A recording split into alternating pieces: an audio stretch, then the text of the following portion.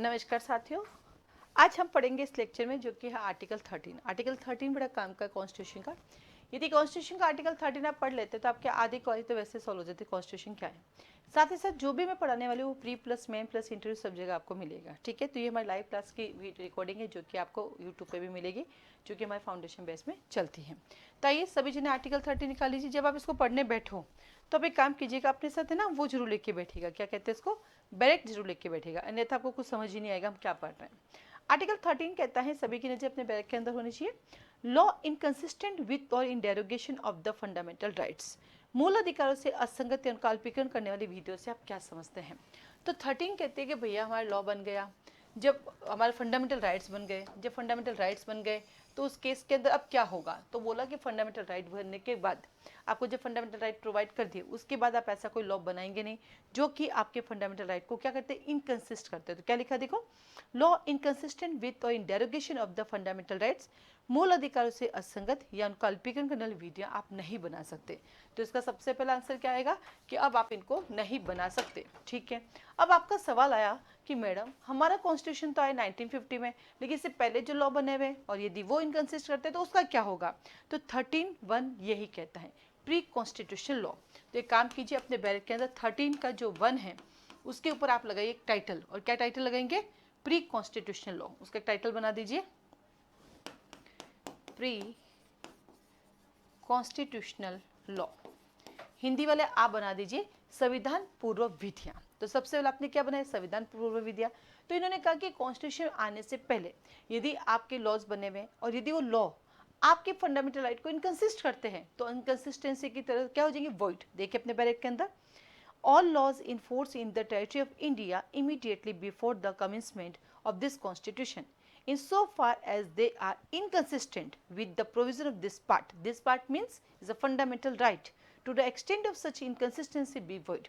तो जितना वो inconsistency हमारे fundamental rights के साथ करेंगे वहाँ तक हम इसको void declare कर देंगे। क्या कहता है, इस संविधान के प्रारंभ से ठीक पहले भारत के राज्य क्षेत्र में प्रवस्त सभी विधियां उस मात्रा तक शून्य होगी जिस तक वे इस भाग के उपबंधों से असंगत हैं। तो इन्होंने कह दिया कि चलो भाई जो लॉज पहले बने हुए यदि हमारे फंडामेंटल राइट को इनकंसिस्ट करेंगे तो वहां तक वो हमारे वॉइड हो जाएंगे। बोला ठीक है, तो क्या नेचर कर दिया, इन्होंने नेचर कर दिया, उसको वॉइड बना दिया। क्या कर दिया, वॉइड बना दिया। ठीक है, सब हमने इसको वॉइड लिख दिया, ये लीजिए। वॉइड क्यों बना, क्योंकि वो हमारे फंडामेंटल राइट को क्या कर रहे हैं, इनकंसिस्ट कर रहे हैं। ठीक है, असंगत कर रहे हैं, असंगत के लिए वॉइड। अब सवाल आया आपके पास कि क्या मैडम वो पूरा लॉ खत्म करेंगे या उसके कोई प्रोविजंस करेंगे या उस लॉ को हम पूरा वॉइड कर देंगे या आगे बढ़ेंगे, क्या करना है। अब यहाँ तो सिर्फ 2 लाइन लिख के छोड़ दिया और तो कुछ लिखा ही नहीं इन्होंने, तो क्या हो सकता है। तो आपने कभी सुना होगा एक डॉक्ट्रिन का नाम, क्या नाम सुना डॉक्ट्रिन का, डॉक्ट्रिन ऑफ एक्लिप्स, आच्छादन का सिद्धांत। डॉक्ट्रिन ऑफ एक्लिप्स यानी आच्छादन का सिद्धांत कहता है कि पूरे कानून को क्यों खत्म करना है, जो प्रोविजंस हैं उनको खत्म करो और उनको भी वॉइड क्यों कर रहे हो, उनको आप डोरमेट में डाल दो, सुसुप्त अवस्था में डाल दो, जब भी रिक्वायरमेंट होगी उनको वापस निकाल के ले आएंगे। तो अब जब आप ये देखते हो तो यहाँ पे तो वॉइड लिखा है, लेकिन जब आपने देखा कि आईपीसी सेक्शन 303 को मिट्ठू वर्सेस स्टेट ऑफ पंजाब में अनकॉन्स्टिट्यूशनल डिक्लेयर किया गया, जब आपने देखा आईपीसी सेक्शन 497 को अनकॉन्स्टिट्यूशनल डिक्लेयर किया गया, जब आपने देखा 377 को अनकॉन्स्टिट्यूशनल डिक्लेयर किया गया, एक आपके जोसेफ साइन में किया, एक नवतेज सिंह जौहर के अंदर किया, तो आपके मन में आता है कि फिर वो अनकॉन्स्टिट्यूशनल क्या होता है, वॉइड क्या होता है। तो अनकॉन्स्टिट्यूशनल, वॉइड, रिपील, इन सब का क्या रोल होता है। तो ध्यान से सुनिए, जिन चीज को वॉइड कर देते हैं कि भाई आज के बाद ये वॉइड है तो दोबारा आता ही नहीं है, यानी उसको हम कहीं पर भी अप्लाई नहीं करते हैं। ठीक है, जिनको आप अनकॉन्स्टिट्यूशनल डिक्लेयर कर देते हैं, आप जाके देखिएगा जिन जिन सेक्शन को अनकॉन्स्टिट्यूशनल डिक्लेयर किया गया वो सेक्शन आज भी आपको दिखेंगे, बैरेक्ट में दिखेंगे, हटे हुए नहीं है, वो आज भी बैरेक्ट में दिखेंगे, आपको ध्यान रखना। वो लिख देंगे इस केस लोग के थ्रू अभी काम नहीं ले जाते। इवन दो कॉन्स्टिट्यूशन का आर्टिकल 368 ही जाके देख लो, जब कॉन्स्टिट्यूशन का आर्टिकल 368 देखेंगे तो वहां पे क्लोज 4 और 5 देखेंगे तो क्लोज 5 को जो है मिनरवा मिल्स के केस में इसको हटा दिया गया, Minerva mills versus Union of India में इसको अनकॉन्स्टिट्यूशनल डिक्लेयर कर दिया। उसके बाद भी देखो वो प्रोविजन आज भी दिखाई दे रहे हैं। इट्स मीन जब तक किसी प्रोविजन को आप रिपील नहीं कर देते हैं उसको हटा नहीं देते तब तक वो आपको बैरेक में दिखेगा, और जो सुप्रीम कोर्ट का जो केस है वो उसको आके ओवरराइड करता है।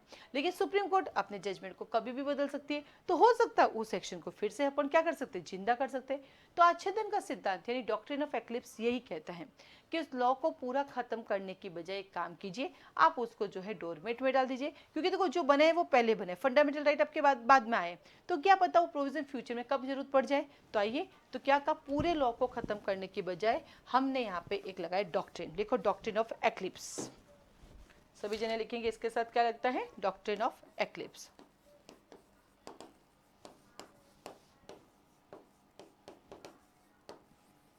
हिंदी में बोलते हैं आच्छादन का सिद्धांत।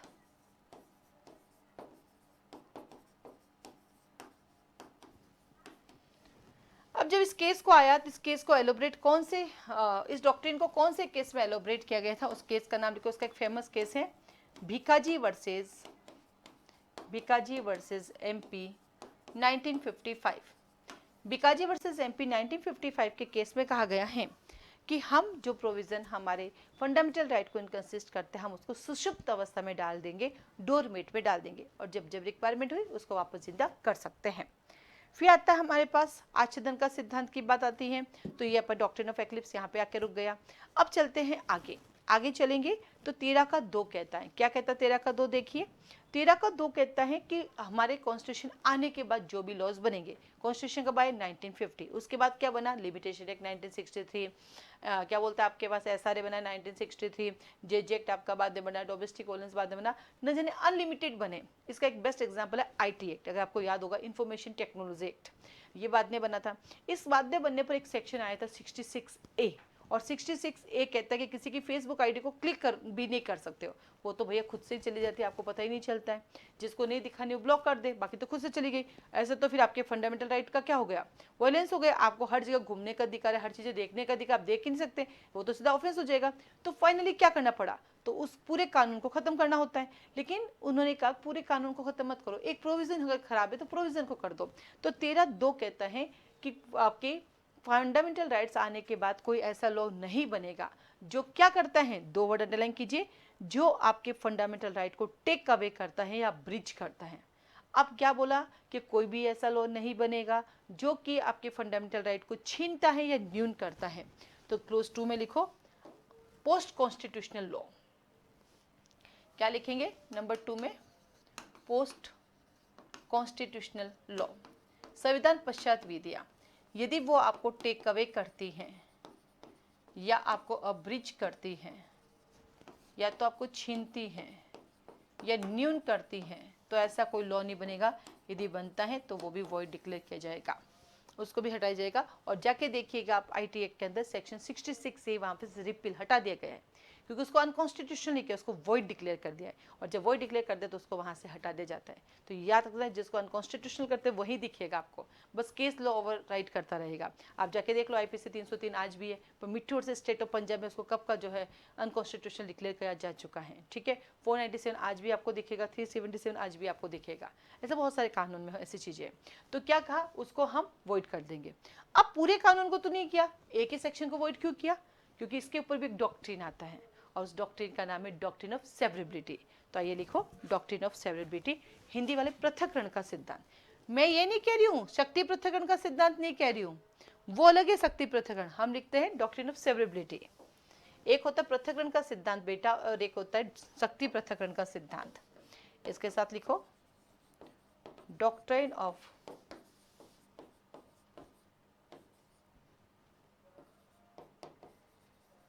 सेवरेबिलिटी, हिंदी वाले पृथक्करणता का सिद्धांत। तो इसने कहा कि पूरे कानून को खत्म करने की बजाय आप सिर्फ उस प्रोविजन को हटा दो ना, जिनको सेपरेट, उसका नाम है क्या, सेपरेट करना। तो पूरे लॉ को खत्म करने की वजह सिर्फ सेपरेट कर दो, उस प्रोविजन को हटा दो, मतलब हटा दिया। इसका भी एक फेमस केस है, जैसे उसका है भिकाजी वर्सेस MP, वैसे इसका भी एक लीडिंग जजमेंट है, और इसका लीडिंग जजमेंट है A.K. गोपालन वर्सेस मद्रास 1950।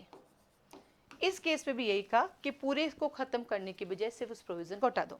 अब इसका एक केस इंपॉर्टेंट, इसमें बहुत सारे केसेस हैं, A.K. गोपालन का केस है, दूसरा इसका फेमस केस है Romesh Thapar Romesh Thapar versus Madras 1950 Supreme Court. Romesh Thapar versus Madras 1950 Supreme court.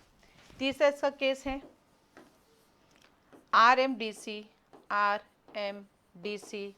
Versus Union of India 1957 Supreme Court. RMDC versus Union of India 1957 Supreme Court. चौथा इसका केस है State of Bombay versus Balsara, State of Bombay versus Balsara 1951। कई बार बेटा ऐसे 3 केस देते तो बोलते ऑल ऑफ द अबव, ये भी इसका आंसर आ जाता है। तो ये सारे केस किससे रिलेटेड, डॉक्ट्रिन ऑफ सेवरेबिलिटी। अब सवाल आता है क्या डॉक्ट्रिन ऑफ सेवरेबिलिटी 13(1) पे भी अप्लाई हो सकता है? बिल्कुल हो सकता है। इधर आइए, क्यों ऐसा कहा मैंने हो सकता है? क्योंकि बेटा आप खुद ही बताओ कि भाई कानून बनने से पहले यानी फंडामेंटल राइट आने से पहले कोई लॉज बने तो पूरे लॉ को क्यों अवॉइड करना है? आप उसको भी सेवरेबिलिटी पे अप्लाई कर सकते हो। तो डॉक्ट्रिन ऑफ एक्लिप्स तो कहता है कि उसको डोरमेट में डाल दो, पूरा खत्म मत करो। सेवरेबिलिटी की तो पूरी कानून को डिस्ट्रॉय करने की बजाय आप उसे एक प्रोविजन को कर दो। It's mean doctrine of severability जो है हमारा, डॉक्ट्रिन ऑफ जो सेवरेबिलिटी है ये हमारे 13(1) पे भी अप्लाई होगा और ये हमारे 13(2) पे भी अप्लाई होगा, दोनों पे अप्लाई होता है। अब आया मेरा अगला सवाल, तो ये आगे दोनों आगे। अब आया अगला सवाल कि तो क्या डॉक्ट्रिन ऑफ एक्लिप्स जो है वो कॉन्स्टिट्यूशन पोस्ट कॉन्स्टिट्यूशनल लॉ पे अप्लाई होगा? तो हमारे पास बहुत अलग अलग इसके एग्जाम्पल्स हैं जिनसे पता चलेगा। तो क्वेश्चन लिखो, क्वेश्चन आता है एग्जाम में हिंदी वाले, क्या आच्छादन का सिद्धांत संविधान पश्चात विधियों पर लागू होता है? इंग्लिश वाले, whether the doctrine of eclipse is applicable on post constitutional law, whether the doctrine of eclipse is applicable on post constitutional law। अब बेटा इसके समय के साथ अलग अलग चीजें आई, कभी कहा नहीं अप्लाई होता है, कभी कहा अप्लाई होता है। तो generally doctrine of eclipse post constitutional law पर कंप्लीटली अप्लाई नहीं होता है, बट आर्टिकल 19 पर अप्लाई होता है। तो लिखिए doctrine of eclipse complete law पे अप्लाई नहीं होगा, but complete post constitutional law पे अप्लाई नहीं होगा, बट जहाँ आर्टिकल 19 का वायलेशन होगा, जहाँ आर्टिकल 19 का वायलेशन होगा तब doctrine of eclipse post constitutional law पर भी अप्लाई होगा। जहाँ आर्टिकल 19 का वायलेशन होगा, अनुच्छेद 19 का उल्लंघन होगा, तो वहाँ पर पोस्ट कॉन्स्टिट्यूशनल लॉ पर भी डॉक्ट्रिन ऑफ एक्लिप्स अप्लाई होगा। आइए इसके लिए कुछ केसेस लिखते हैं, पोस्ट कॉन्स्टिट्यूशनल लॉ पे कब आपका अप्लाई होता है। पहला केस लिखेंगे आप, वेरी फेमस केस है State of Gujarat versus Ambika mills, Shri Ambika mills. State of Gujarat versus Shri Ambika mills 1974। दूसरा केस कहता है आपके दुलोर लोध, ये भी बहुत फेमस केस है, दुलोर लोध वर्सेस थर्ड एडिशनल, दुलोर लोध वर्सेस थर्ड एडिशनल जज कानपुर 1985। इन दोनों केसेस में कहा गया है कि जहां आर्टिकल 19 के अंदर दिए गए राइट्स का वायलेशन होता है तो वहां पर डॉक्ट्रिन ऑफ एक्लिप्स को अप्लाई किया जा सकता है, डॉक्ट्रिन ऑफ एक्लिप्स को अप्लाई। तो इसका मतलब ये हुआ बेटा डॉक्ट्रिन ऑफ एक्लिप्स 13(1) और 13(2) पे अप्लाई होता है, और डॉक्ट्रिन ऑफ सेवरेबिलिटी भी 13(1) 13(2) पे अप्लाई होता है। आरजेएस मेन 2015 का क्वेश्चन था, देखिए आरजेएस मेन 2015 का क्वेश्चन था, ठीक है। तो ये आ गए 13(1) 13(2). अब आइए वापस 13(2) पे चलते हैं बेटा। 13(2) पे मैंने लिखा है आपके 13(2) के अंदर कि आफ्टर जो ना कॉन्स्टिट्यूशन बने के बाद फंडामेंटल राइट कौन कंसिस्ट। आपको कैसे पता चलेगा कि जो भी लॉज 1950 के बाद बन रहे हैं वो लॉज हमारे फंडामेंटल राइट को इनकंसिस्ट कर रहे हैं? कैसे पता चला आपको? क्या करना पड़ेगा? तो 13(2) में एक और आता है डॉक्ट्रिन, जुडिशियल रिव्यू करना पड़ेगा। तो क्या कहता है, तो 13(2) के अंदर आपके पास एक और चीज आती है। आइए 13(2) के पास चलते हैं। हाँ जी, तो आर्टिकल 13(2) के साथ कहता है हमें जुडिशियल रिव्यू करना पड़ेगा। जुडिशियल रिव्यू तभी तो हमें पता चलेगा, न्यायिक पुनर्विलोकन करना पड़ेगा। जब हम जुडिशियल रिव्यू करेंगे तभी तो पता चलेगा कि पार्लियामेंट या लेजिस्लेचर के द्वारा, स्टेट लेजिस्लेचर के द्वारा जो भी लॉ बनाए गए हैं वो लॉ हमारे फंडामेंटल राइट को इनकंसिस्ट करते, कैसे पता चलेगा? वो लॉ हमारे फंडामेंटल राइट को टेक अवे करते या ब्रीच करते, कैसे पता चलेगा? तो लिखो 13(2) में जुडिशियल रिव्यू भी आता है। ठीक है, जुडिशियल रिव्यू आया।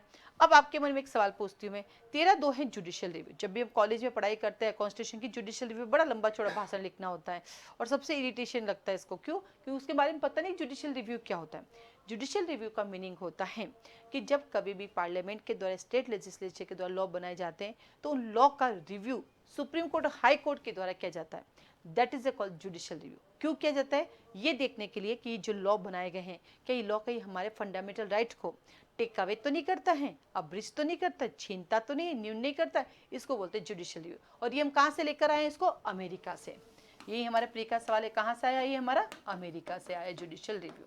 अब मेरा सवाल आया, ये जुडिशियल रिव्यू है, आर्टिकल 137 है वो भी रिव्यू है, तो इन दोनों में अंतर क्या है? ये भी रिव्यू है, वो भी रिव्यू है, तो दोनों में अंतर क्या है? तो देखो, जो 13(2) का जुडिशियल रिव्यू है ये लॉज का रिव्यू करता है, जबकि आर्टिकल 137 का जो रिव्यू है वो सुप्रीम कोर्ट खुद के द्वारा दिए गए डिक्री, जजमेंट, ऑर्डर का रिव्यू करता है। क्यों? क्योंकि सुप्रीम कोर्ट ने जब एक बार डिक्री, ऑर्डर, जजमेंट दे दिया, अब उसकी फर्दर अपील तो होगी नहीं, आगे अपील तो होगी नहीं, रिवीजन होगा नहीं, क्योंकि सुप्रीम कोर्ट से ऊपर तो कोई है नहीं। तो फिर सुप्रीम कोर्ट के द्वारा दिए गए डिसीजन को फिर कौन देखेगा? तो हम एक बार सुप्रीम कोर्ट महोदय से कहेंगे, सर एक बार फिर से देखिए ना आप इसको, कहीं गड़बड़ तो नहीं हुई? तो उसको कहते हैं रिव्यू करना। तो याद रखना 13(2) का नाम है जुडिशियल रिव्यू, जबकि 137 ओनली क्या है? रिव्यू है। तो लिख दो वो रिव्यू है। ठीक है, अब जुडिशियल रिव्यू की जब बात आती है तो इसके बड़े, जुडिशियल रिव्यू आपको पता है हमारे फंडामेंट क्या बोलते हैं, हमारे प्रेम कॉन्स्टिट्यूशन का बेसिक स्ट्रक्चर है, इसको आप छीन नहीं सकते हैं। तो आइए, किस केस में कहा कि जुडिशियल रिव्यू हमारे कॉन्स्टिट्यूशन का बेसिक स्ट्रक्चर है और इसको आप छीन नहीं सकते? किस केस में कहा? फेमस केस लिखो, L Chandra Kumar versus union of India. किस केस में कहा? L Chandra Kumar versus Union of India, 1997। इस केस में कहा गया कि जुडिशियल रिव्यू हमारे संविधान का आधारभूत ढांचा है और इसे कोई छीन नहीं सकता, इसे कोई कम नहीं कर सकता, इसे कोई छीन नहीं सकता, इसे कोई कम नहीं कर सकता,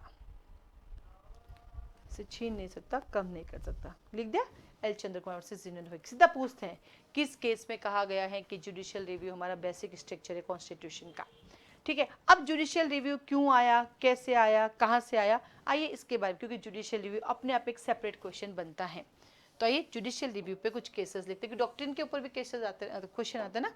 तो जुडिशियल रिव्यू का सबसे पहला केस आएगा आपके पास, मारबारी वर्सेस मेडिसन, 1803, अमेरिका का एक केस है।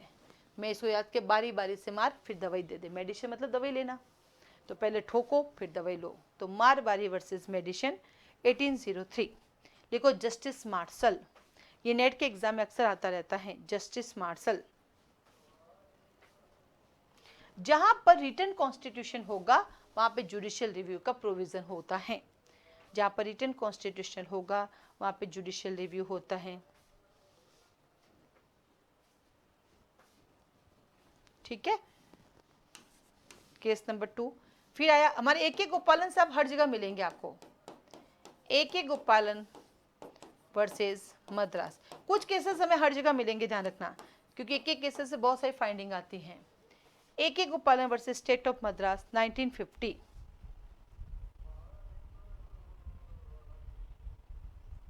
इस केस में कहा कि वैसे तो, इस केस में कहा कि वैसे तो जुडिशियल रिव्यू, वैसे तो जुडिशियल रिव्यू नहीं, वैसे तो आर्टिकल, इस केस में कहा कि वैसे तो आर्टिकल 13 एक वार्निंग का काम करता है। आर्टिकल 13 एक वार्निंग का काम करता है कि पार्लियामेंट और स्टेट लेजिस्लेचर आप ऐसा कोई लॉ नहीं बनाएंगे जो हमारे फंडामेंटल राइट को इनकंसिस्ट करता है या हमारे फंडामेंटल राइट को अब्रीच करता है या टेक अवे करता है। तो ये क्या करता है, वार्निंग का काम करता है। कौन? आर्टिकल 13। लेकिन अगर आर्टिकल 13 नहीं भी होता है तो भी सुप्रीम कोर्ट और हाई कोर्ट को जुडिशियल रिव्यू करने का अधिकार हमेशा रहेगा। तो लिखो, वैसे तो आर्टिकल 13 वार्निंग का काम करता है, चेतावनी का काम करता है, बट यदि नहीं है तो भी जुडिशियल रिव्यू की पार कॉन्स्टिट्यूशन में तो भी जुडिशियल रिव्यू की पार सुप्रीम कोर्ट और हाई कोर्ट के पास हमेशा रहेगी। सुप्रीम कोर्ट और हाई कोर्ट के पास हमेशा रहेगी, क्योंकि अगर वो नहीं रही ना पार तो तानाशाही होना शुरू हो जाएगी, इसलिए ये पार इनको देना जरूरी है। तीसरा केस हम सबका favourite, Kesavananda Bharati versus state of Kerala 1973। Kesavananda Bharati versus state of Kerala 1973। इस केस में कहा फेडरल कॉन्स्टिट्यूशन में जुडिशियल रिव्यू होना मैंडेटरी है। संघीय संविधान में न्यायिक पुनर्विलोकन का होना आवश्यकता है। फेडरल कॉन्स्टिट्यूशन में जुडिशियल रिव्यू हमारा नेसेसरी है, इसलिए जुडिशियल रिव्यू हमारे कॉन्स्टिट्यूशन सिस्टम का इंटीग्रल पार्ट है। सो जुडिशियल रिव्यू हमारे कॉन्स्टिट्यूशन सिस्टम का इंटीग्रल पार्ट है। हिंदी वाले, इसीलिए न्यायिक पुनर्विलोकन हमारी संवैधानिक पद्धति का अभिन्न अंग है। संवैधानिक पद्धति का अभिन्न अंग है। फिर हमारे जुडिशियल रिव्यू को कौन है जो छीन लिया? कौन सा केस है जिसने हमारे जुडिशियल रिव्यू को छीनने की कोशिश की थी? आप सबको पता है, श्रीमती, क्योंकि जुडिशरी ने गड़बड़ करना शुरू कर दिया तो इनको लगा रहे ये क्या हो रहा है। श्रीमती इंदिरा गांधी, श्रीमती इंदिरा गांधी वर्सेस राजनारायण। इंदिरा गांधी सरकार ने जुडिशियल रिव्यू को सॉर्ट करने की कोशिश की, यानी जुडिशरी की पावर को कम करने की कोशिश की। तो भी इस केस में कहा कि जुडिशियल रिव्यू की पावर को कम नहीं किया जा सकता। इस केस में कहा जुडिशियल रिव्यू की पावर को कम नहीं किया जा सकता। जुडिशियल रिव्यू की पावर को कम नहीं किया जा सकता।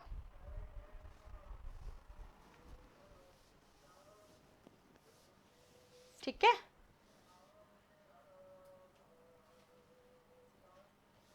ओके। तो अगर आपके पास जुडिशियल रिव्यू आ जाता तो आप उसका मीनिंग लिखते हैं, इन केसेस को 2-2 लाइन लिख सकते हैं। ओके, अगर आप अब आया हमारे पास एक और वो आता है आपके पास आर्टिकल 13 क्लोज 1।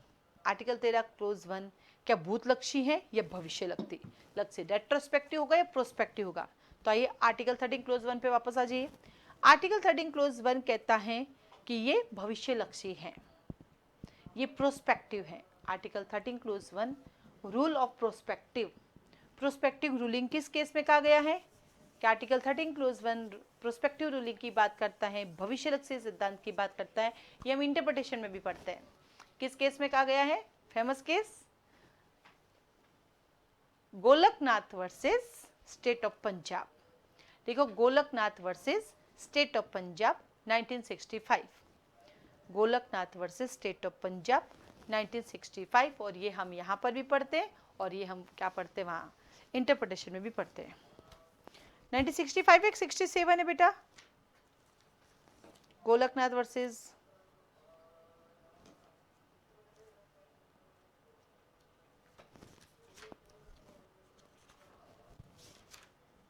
(67) 1967 करो।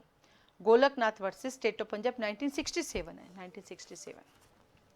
तो देखो अभी हम कितनी बात आई, क्या बोलते भविष्य लक्षी रूलिंग इसमें है, जुडिशियल रिव्यू है, डॉक्ट्रिन ऑफ सेवरेबिलिटी है, डॉक्ट्रिन ऑफ एक्लिप्स है, सब आ गए। तो एक को क्यों छोड़े? तो आओ भाई, डॉक्ट्रिन ऑफ वेवर। क्या कोई अपने फंडामेंटल राइट का वेव कर सकता? अगला क्वेश्चन लिखो, क्या कोई पर्सन अपने फंडामेंटल राइट का वेव कर सकता है? क्या कोई व्यक्ति अपने मूल अधिकारों का अद्वितीयन कर सकता है? लिखो नो। क्या कोई पर्सन अपने फंडामेंटल राइट का वेव कर सकता है? क्या कोई पर्सन अपने फंडामेंटल राइट को त्याग सकता है? लिखो नो। कोई भी व्यक्ति अपने फंडामेंटल राइट का त्याग नहीं कर सकता है।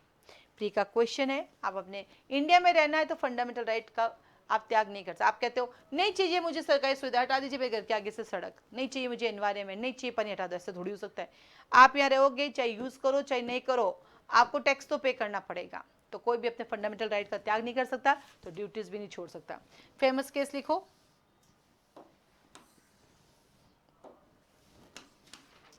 आप सबको पता है ये विशेषर नाथ वर्सेस इनकम टैक्स कमिश्नर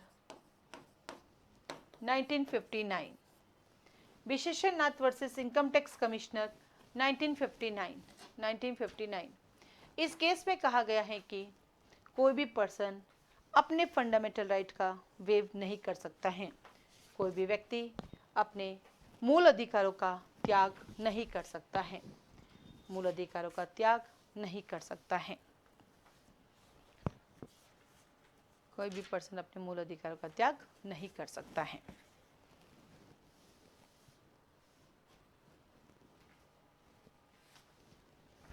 फिर आता आपके पास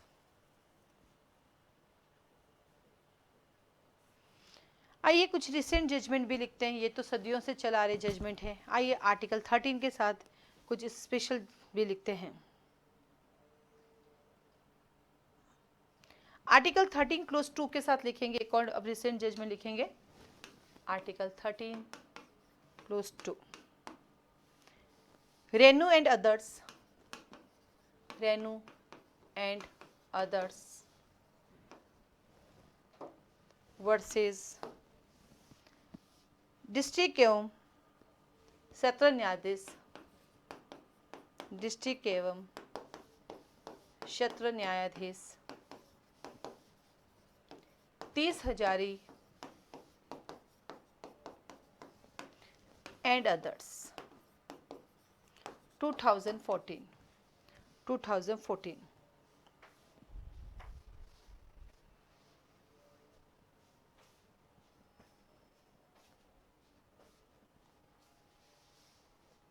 इस केस में कहा गया है कि आर्टिकल 13 क्लोज 2 का ऑब्जेक्ट, आर्टिकल 13 क्लोज 2 का ऑब्जेक्ट सुपरमेसी ऑफ कॉन्स्टिट्यूशन को बनाए रखना है। आर्टिकल 13 क्लोज 2 का ऑब्जेक्ट संविधान की सर्वोच्चता को बनाए रखना है, सुपरमेसी ऑफ कॉन्स्टिट्यूशन को बनाए रखना है, ताकि किसी भी पर्सन के फंडामेंटल राइट का त्याग नहीं किया जा सके, ताकि किसी भी पर्सन के फंडामेंटल राइट का त्याग नहीं किया जा सके, किसी भी पर्सन के फंडामेंटल राइट का त्याग नहीं कर सकते, और कोई भी पर्सन के फंडामेंटल राइट का वॉयलेशन ना हो सके। तो ना तो अपना फंडामेंटल राइट को छोड़े और ना ही उनके फंडामेंटल राइट का कोई तरह का वॉयलेशन होवे, ना तो छोड़े और ना होवे। अब आइए क्लोज 3 पढ़ाऊंगी भाई, क्लोज 4 भी पढ़ाऊंगी, उससे पहले भी एक और क्वेश्चन है हमारा। अब एग्जाम में कई बार आ जाता है, what is the difference between pre constitutional law and post constitutional law, आखिर इनमें अंतर क्या है भाई। 13(1) और 13(2) में क्या अंतर लिखो, प्री कॉन्स्टिट्यूशनल लॉ और पोस्ट कॉन्स्टिट्यूशनल लॉ में अंतर। Number 1,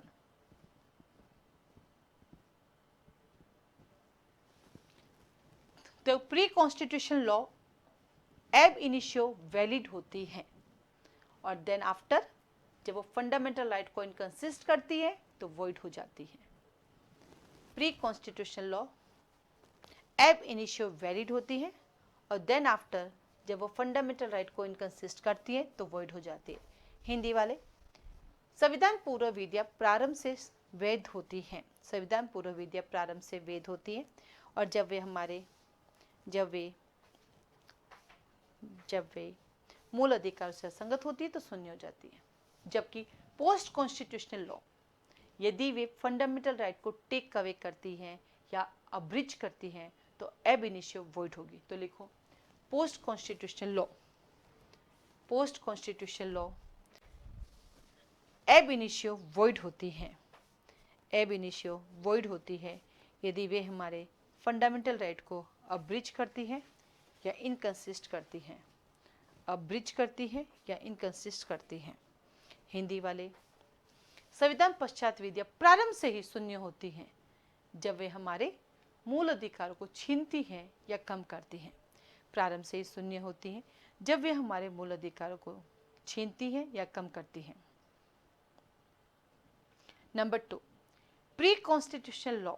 number 2, pre constitutional law हमारे कॉन्स्टिट्यूशन से पहले लाइबिलिटी को वैलिड बनाती हैं। प्री कॉन्स्टिट्यूशनल लॉ कॉन्स्टिट्यूशन से पहले बने हुए लॉ में लाइबिलिटी को वैलिड बनाती है। इसको ऐसे लिखो, प्री कॉन्स्टिट्यूशनल लॉ हमारी लाइबिलिटी को वैलिड बनाती है, जबकि पोस्ट कॉन्स्टिट्यूशनल लॉ हमारी कोई लाइबिलिटी क्रिएट ही नहीं होने देती है यदि वो वॉइड होती है।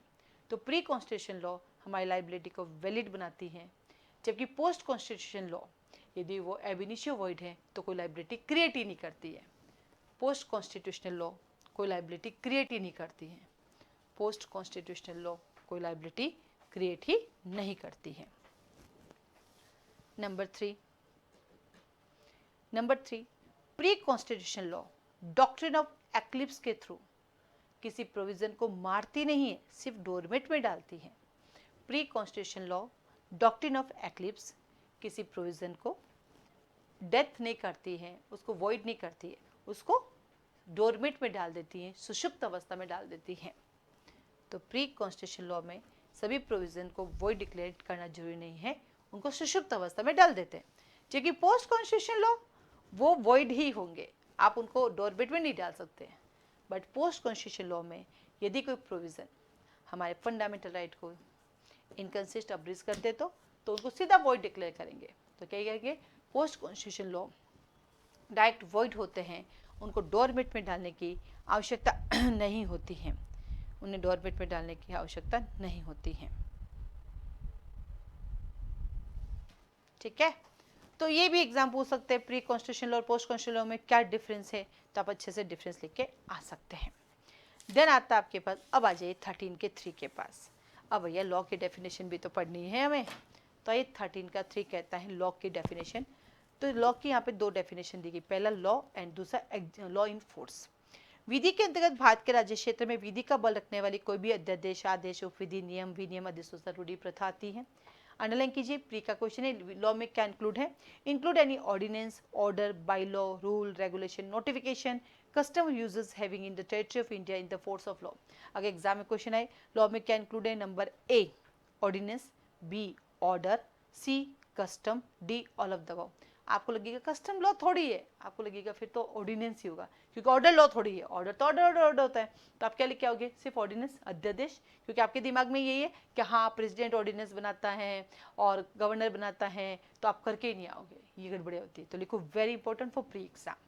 देन आफ्टर कहता है लॉ इन फोर्स, प्रवत विधिया के अंतर्गत भारत के राज्य क्षेत्र में किसी विधानमंडल या अन्य सक्षम प्राधिकार द्वारा इस संविधान के प्रारंभ से पहले पारित या बनाई गई विधियां जो पहले ही रिपील नहीं की गई हैं, और चाहे वो कोई भी विधि है उसका भाग उस समय पूर्णतः विशेष क्षेत्र प्रवर्तित में नहीं है। यानी जो कॉन्स्टिट्यूशन आने से पहले जो लॉ चल रहा था वो आज भी चल रहा है, उनको आपने रिपील नहीं किया, वो भी हमारे लॉ ही कहलाएंगे। IPC 1860 आज भी चल रहा है हमारा। Laws in force include law pass, अब तो चेंज हो जाएगा, or made by legislature or the other competent authority in the territory of India before the commencement of this constitution and not previously repealed, notwithstanding that any such law or any part of thereof may not be then in operation either at all or in a particular areas। Case लिखिए law के ऊपर, एक case का नाम लिखेंगे इस law की definition के ऊपर, थोड़ा लंबा नाम है केस का, आदि शेव शिक्षा रियागल नाला संगम वर्सेस, तमिलनाडु में अक्सर इन चीज़ों के केसेस होते हैं, तमिलनाडु 2016, आदि शेव सिचारागल नाला संगम एंड अदर्स वर्सेस तमिलनाडु सरकार एंड अदर्स।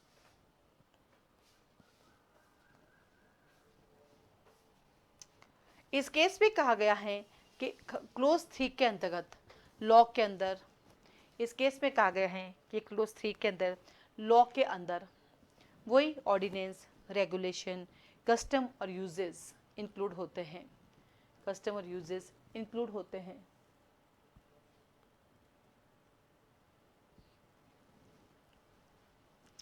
साथ ही साथ इस केस में कहा कि जो लॉ प्री कॉन्स्टिट्यूशन, जो लॉ हमारे फंडामेंटल राइट को, जो लॉ हमारे फंडामेंटल राइट को इनकंसिस्ट करते हैं, फंडामेंटल राइट को इनकंसिस्ट करते हैं या ब्रिज करते हैं या टेक अवे करते हैं, वो लॉ वो डिक्लेयर किए जाएंगे, वो लॉ वो डिक्लेयर किए जाएंगे, वो लॉ वो डिक्लेयर किए जाएंगे।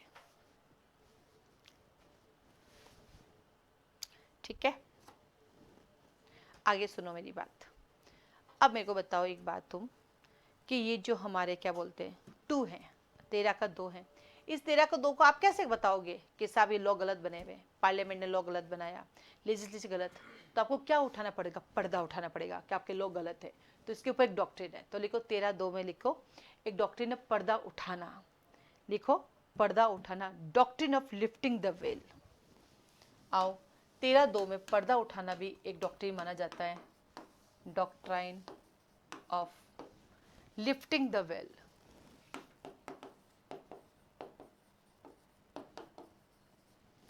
लिफ्टिंग द वेल, क्योंकि देखो पर्दा उठाओगे लॉस के ऊपर से तभी तो पता चलेगा कि वो हमारे फंडामेंटल राइट को टेक अवे करती है या ब्रिज करती है, क्या करती है। तो ये पर्दा उठाना हुआ ना, उस लॉ को सच्चाई बताना हुआ। तो लिखो 13(2) में एक और डॉक्ट्रिन है, उसका नाम है डॉक्ट्रिन ऑफ लिफ्टिंग वेल। किस केस में 13(2) को डॉक्ट्रिन ऑफ लिफ्टिंग वेल के नाम से जाना गया? देखो स्टेट ऑफ तमिलनाडु वर्सेस के श्याम सुंदर, स्टेट ऑफ तमिलनाडु वर्सेस के श्याम सुंदर, के श्याम सुंदर 2011, स्टेट ऑफ तमिलनाडु वर्सेस के श्याम सुंदर 2011। इस केस में क्या आया? To test of constitutional validity of the act on the alleged violation of fundamental rights. लिखो इस केस में कहा गया to test of constitutional validity of the act, to test of the constitutional validity of the act on the alleged violation of fundamental right, alleged violation of fundamental right। Hindi वाले, इस case में कहा गया कि भैया जो भी हमारे अधिनियम है, हमारे मूल अधिकारों को यदि वो वॉयलेशन, हिंसा करते हैं तो हम उन प्रोविजन की संवैधानिकता की जांच करेंगे। तो इसका मतलब क्या है कि कानूनों की संवैधानिकता की जांच करना कि क्या वो हमारे मूल अधिकारों को, वो हिंसा, क्या मूल अधिकार को उल्लंघन करती है। तो इस केस में कहा कि जितने भी कानून बनते हैं उन कानूनों की संवैधानिकता की जांच करना कि क्या वो हमारे मूल अधिकारों का उल्लंघन करते हैं या नहीं। इसको बोलते हैं डॉक्ट्रिन ऑफ लिफ्टिंग वेल। ये भी एग्जाम में आया हुआ है। फिर आपके पास आता है, अभी आपने देखा 3 तलाक से संबंधित केस था जिसको आपने स्ट्राइक आउट किया। ये कहाँ से आया? 3 तलाक कब से चल रहा था? प्री कॉन्स्टिट्यूशन लॉ से चल रहा था, फिर हमने हटाया। तो कहाँ से हटा? वो 13 क्लोज 1 के अंदर से हटाना पड़ा। तो ये कौन से केस में हटाया? तो लिखो 13 क्लोज 1 के साथ Saira Bano versus Union of India. तो आप सोच भी नहीं सकते कि Saira Bano versus Union of India का जो केस है वो हमने आर्टिकल 13 क्लोज 3 का वास्ता देते हुए कि भैया संविधान पूर्व विधेयक तलाक तलाक तलाक था, लेकिन संविधान के आने के बाद ये हमारे फंडामेंटल राइट को इनकंसिस्ट करता है, सो इसको हटाया जाए। तो देखो 13(1) के अंदर हमने कौन से केस को निकाला? Saira Bano versus Union of India, 3 तलाक से संबंधित। 13(2) के ऊपर कौन सा रिसेंट जजमेंट है? Shreya single versus Union of India. 13(2) के साथ लिखो Shreya single versus Union of India 2015, Shreya single versus Union of India 2015। इस केस में कहा गया कि आईटी एक्ट सेक्शन 66A को वॉइड डिक्लेयर किया जाता है, हटाया जाए। आईटी एक्ट सेक्शन 66A को वॉइड डिक्लेयर, क्योंकि आईटी एक्ट कब बना? 2000 में बना। 2000 अभी की बात है। हमारा ये लॉ कब आया? कॉन्स्टिट्यूशन फंडामेंटल राइट 1950 में। तो उसके बाद जो भी आएगा वॉइड डिक्लेयर करेंगे, जो हमारे फंडामेंटल राइट को क्या करेगा? वॉयलेट करेगा। तो ठीक है, तो अब ये एग्जाम है जब आपका आए 13 तो बहुत सुंदर से आप लिख के आ सकते हैं, बहुत बढ़िया से आपको करना है। जनरली 13 1 और 2 पूछते हैं आपसे, आता रहता है। इतने डॉक्ट्रिन और केसेस लिखोगे तो आपको 5 में से 5 नंबर मिल जाएंगे। एडीजे में भी आता रहता है, एमपी एडीजे में आता है, छत्तीसगढ़ एडीजे में आता है। अब आइए क्लोज 4 में भी चल लेते हैं।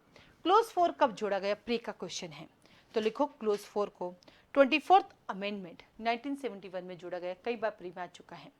क्लोज 4 को 24th अमेंडमेंट 1971 में जोड़ा गया। इस अनुच्छेद की कोई भी बात आर्टिकल 360 के अधीन किए गए किसी भी संविधान के संशोधन को लागू नहीं होगी। इट्स मीन अमेंडमेंट लॉ नहीं होते हैं। लॉ होता है, अमेंडमेंट लॉ नहीं होते हैं। Nothing in this article shall apply to any amendment of this constitution made under article 368। अब बताओ ये प्रोविजन क्यों आना पड़ा, हुआ क्या इसका? ये आना पड़ा गोलकनाथ की वजह से। Golaknath versus state of Punjab में कहा गया भैया जहां जैसे अमेंडमेंट करना है करो, जो करना है करो, कोई इशू नहीं। अरे यार जो करना है करो तो जब मर्जी हो। फिर रिटर्न कॉन्स्टिट्यूशन का मतलब क्या? रिटर्न कॉन्स्टिट्यूशन में तो फिक्स होती है चीजें, हर रोज चेंज थोड़ी होती है। तब एक अमेंडमेंट लाना पड़ा भैया ये अमेंडमेंट तुम्हारा लॉ नहीं है। 368 में अमेंडमेंट करना पड़ा का अमेंडमेंट लॉ नहीं है। तो इस क्या बोलते हैं अमेंडमेंट को सपोर्ट किसने किया? तब आया Kesavananda Bharati versus state of Kerala. तो ये 24th अमेंडमेंट 1971 है, ये आया था Golaknath versus state of Punjab 1967 की वजह से, और इसको सपोर्ट किया है आपके Kesavananda Bharati versus state of Kerala 1973। तो देखो 24th amendment 1971 Golaknath versus state of Punjab 1967 के कॉन्सिक्वेंस में आया। 24th amendment 1971 Golaknath versus state of Punjab 1967 के कॉन्सिक्वेंस में आया, और इस अमेंडमेंट को सपोर्ट किया था Kesavananda Bharati versus state of Kerala 1973 में। 1973 तो ये आर्टिकल 13 जिसने समझ लिया उसको वैसे पूरा कॉन्स्टिट्यूशन समझ में आ जाता है, क्योंकि ये हमें बताते हैं कि भैया लॉ आए कहाँ से, गए कहाँ से, क्या होगा, कैसे होगा, ये सब आता है। ठीक है, चलिए। तो ये जो रिकॉर्डिंग थी हमारी लाइव क्लास चलती है, यहीं फाउंडेशन बेच के बच्चे बैठते हैं और हमारा 2 वे कम्युनिकेशन रहता है, और ऑनलाइन भी साथ ही बैठते हैं, अलग से क्लासेस नहीं होती है। दोनों को पढ़ाने का वे हमारा सेम होता है। फाउंडेशन बैच हमारे चलते रहते हैं, हर महीने स्टार्ट होते रहते हैं। तो आपको जो भी क्लासेस ज्वाइन करनी है, क्लास के बारे में कोई डिटेल चाहिए तो आप हमें कॉल मैसेज कर सकते हैं। आप पूरा इंडिया एक साथ ले सकते हैं, आप पर्टिकुलर स्टेट को भी ज्वाइन कर सकते हैं। उनकी फीस स्ट्रक्चर को जानने के लिए मुझे कॉल मैसेज कर सकते हैं। साथ ही साथ बहुत सारी हमारी टेस्ट सीरीज चलती हैं, आप उसके बारे में भी इन्फॉर्मेशन ले सकते हैं। मेरा नंबर इस पर दिया गया है। आज के लिए धन्यवाद।